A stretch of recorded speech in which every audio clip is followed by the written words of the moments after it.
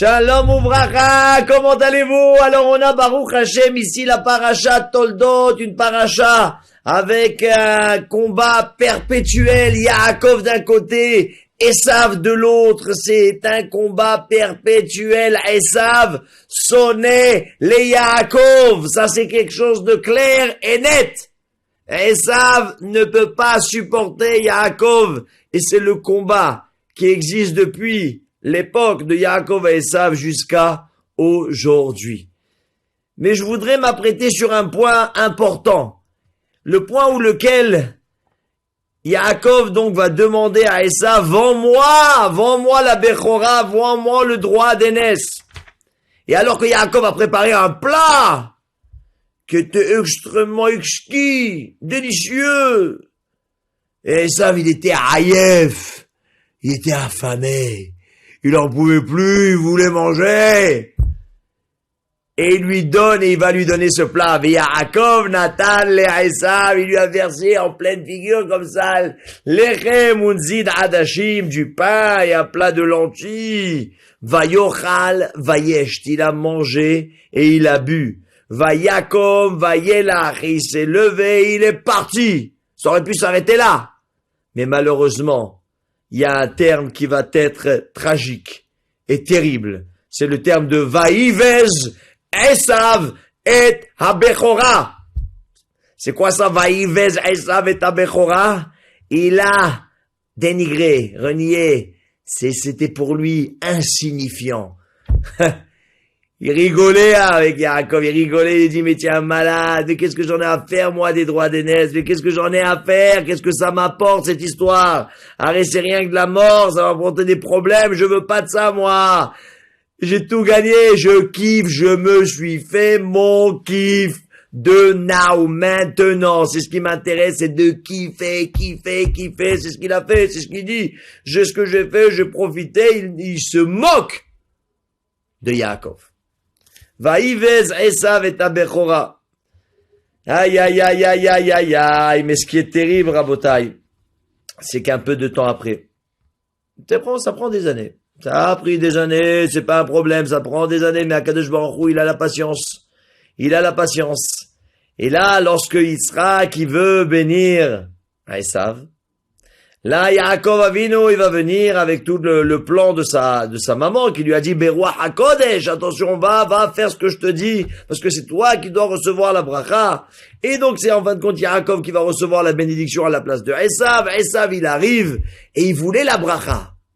Il veut la bracha, Rabotai, c'est incroyable. Il y a 2 minutes, tu ne la voulais pas, cette bracha. Et maintenant, tu la veux. Il y a quelques années, pas 2 minutes, mais c'est, vous savez, chez Akadosh Baruch Hu, les années, c'est combien? C'est pour nous, c'est quelques secondes, Rabotai.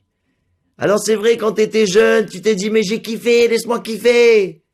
Mais regarde, tu te la prends en pleine claque. Tu prends une claque en pleine figure. Tu te prends là maintenant la claque, Rabotai. Qu'est-ce qui est marqué ici lorsque Esav, il a vu que quoi, qu'il a pas reçu la bracha, et que c'est Yaakov qui l'a reçu. Et un passage qui est terrible. Kishmoa Esav et divrei aviv, quand il va entendre Esav les paroles de son père, comme quoi la bracha est bonne, et la bracha est véritablement pour Yaakov, il n'y a aucun problème avec ça. Je l'accepte, je lui donne. Vayitzak tseaka gedola, umara ad meod. Vayitzak, il a crié, Tseaka gedola. Rabotai, un cri énorme. Umara mar amer. Ad meod. Vayomer le aviv, barecheni gamani aviv. Il dit à son père, bénis-moi, moi aussi. Rabotai, il pleure, Rabotai, à cause de ses pleurs jusqu'à aujourd'hui. Ses pleurs de Esav. Le fait qu'il a pleuré pour quelque chose de bracha, d'une kedusha, on souffre aujourd'hui. Ils ont eu encore un impact, on te voit l'importance de la prière, mais la prière de Esav, mais jusqu'à aujourd'hui, toutes les souffrances qu'ils ont le Ham Israël, c'est à cause de Vayitzak, Tseaka, Gedola, Umara, Ad Meod. Et là, Yitzhak Avinu lui dit, mais qu'est-ce que tu veux que je te fasse, mon fils? Bachicha bemirma. Il est arrivé, alors on pourrait traduire avec ruse, mais non, Rachid dit, le Onkelos, il dit, bechokma, avec sagesse, vaikar birchatecha. Il a pris ta beracha. Vayomer, aïe, aïe, aïe, et là, regardez ça. Achi karashemo Yaakov, c'est pour ça qu'il s'appelle Yaakov. Il m'a planté plusieurs fois, celui-là. Et là, et bechorati lakar, il a pris ma bechora. Comment ça, il a pris? Tu l'as vendu là, tu es malade? Tu l'as vendu ta bechora, t'en avais rien à faire puisque tu m'as dit vaïvez esav et ta bechora, tu pouvais pas, tu n'en avais rien à faire de ça. Tu l'as dénigré, tu l'as renié, tu l'as repoussé. Alors qu'est-ce que tu me dis là maintenant? Veine ata lakar birchati, bechorati, birchati, bechorati. Birchati, tu m'as pris ma bechora, veine ata lakar, tu m'as pris ma beracha. Rabotai, c'est pas par hasard que c'est le même mot. Parce que c'est, Akadosh Baruch Hu, il t'envoie en pleine figure. Et il te dit clairement, tu vois, t'avais un moment où tu pouvais recevoir la bechora, c'est la beracha. Toi, tu as regardé la bechora comme une galère, comme une remma. Mais au contraire, mon fils, la bechora, c'était une beracha. Et toi, tu as pris la bechora, et tu as pris la beracha, tu l'as rejetée. Vaïvez esav et ta bechora, ça veut dire que tu as pris la bechora, et tu as rejeté la bracha. Et là, tu te retrouves en pleine, une claque, en pleine figure. Et tu comprends ton erreur. Tu comprends l'erreur, comment elle est terrible, ton erreur, que tu aurais pu récupérer. La bracha ne dénigre jamais, Rabotai. On a, dans la vie de tous les jours, des moments, que ce soit une personne qui tape à ta porte pour te demander la tzedaka, pour que c'est une personne qui te demande un chesed, Torah, n'importe quoi. Fais-le, ne le repousse pas, et surtout, le pire des choses, ne commence pas à avoir des idées.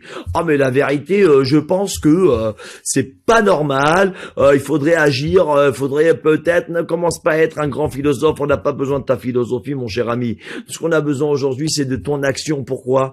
Parce que ne t'inquiète pas, la roue elle tourne. La roue elle tourne. Alors aujourd'hui, Baruch Hashem, tu as la possibilité de faire. Mais qu'est-ce qui se passera demain? Et demain, ça peut être dans 30 ans, dans 40 ans. Et Akadosh Baruch Hu, il fait en sorte à chaque fois, mamash, à chaque fois, de t'amener dans la situation et de te faire retourner dans la même situation. Et là, tu avais réagi de cette manière, et là, tu aurais dû réagir de telle manière, et là, tu vas comprendre les contradictions qu'il y a. Tu vas comprendre que tu vas te prendre malheureusement la claque. Alors, de cet épisode-là, de comprendre, Rabotai, de comprendre que combien un homme, il peut s'imaginer, oh là là, ça n'a aucune utilité, c'est du n'importe quoi. Et combien de personnes, après des années et des années, ça leur prend du temps. Ça leur prend malheureusement des fois beaucoup de temps. Si tu es intelligent, tu peux gagner. Tu peux gagner du temps en étudiant la Torah. Quand tu étudies la Torah, quand tu vois ce qui est marqué dans les psukim, quand tu vois la Torah extraordinaire, là tu peux comprendre énormément de choses et ça te fait gagner beaucoup de temps. Sinon, l'histoire, le temps, il va te faire apprendre les leçons de la vie. C'est ce que nous dit la Torah, Rabotai. Fais attention de ne jamais renier, de rejeter quelque chose ou quoi que ce soit. Chaque mitzvah, elle a son pesant d'or. C'est quelque chose de exceptionnel, de pouvoir profiter de chaque moment. C'est ça ce qui est marqué ici. Il y avait une fois le Rabbi Yaakov Ganitsky, il était à Tel Aviv, il cherchait Minyan. Et donc il y avait là-bas une personne, il rentre dans le Beit Knesset. Quand il rentre dans la Beit Knesset, il voit là-bas 8 personnes. Il dit, bon, dis-moi, est-ce qu'il va avoir Minyan? Alors, il dit à Rabbi Yaakov Ganitsky, écoute, Osheken, Oshelo, peut-être que oui, peut-être que non. Bon, ils étaient tranquilles là-bas. Rabbi Yaakov Ganitsky, il se laisse pas faire, il va, il sort dehors, il va voir, il voit qu'il y a un kiosque là-bas. Il lui dit, dis-moi, Laziz, est-ce que tu peux venir me compléter Minyan?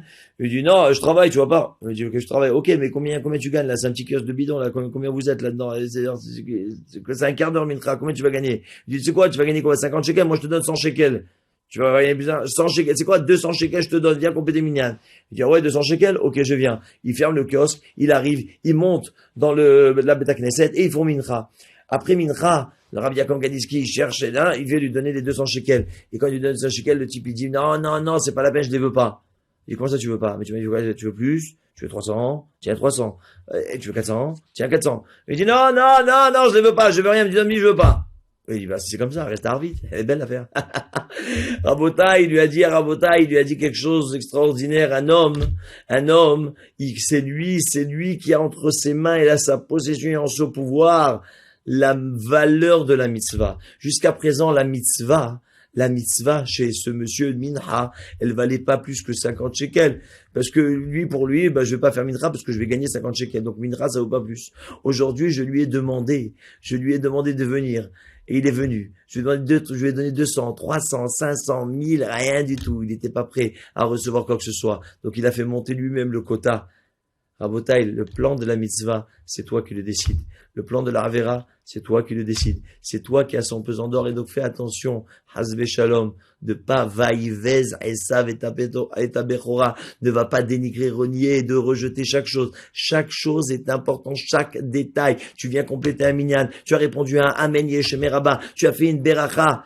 Chaque chose que tu fais, elle a son pesant d'or. Hashem Evarechotrem, que ça vous amène la bracha et la tzlacha be'ezrat Hashem, et que cette paracha nous apprenne des leçons. Il y a tellement de choses à voir dans cette paracha, mais toutes les parachutes de la Torah, surtout dans Bereshit, c'est un puits de Yirat Shamayim. Profitez de prendre le Chumash déjà et de savoir déjà traduire et d'expliquer les mots. Et vous allez voir combien il y a une richesse extraordinaire qui vous fera gagner énormément de temps, des leçons pour la vie. Kol Tuv, Toda Rabba et Shabbat Shalom.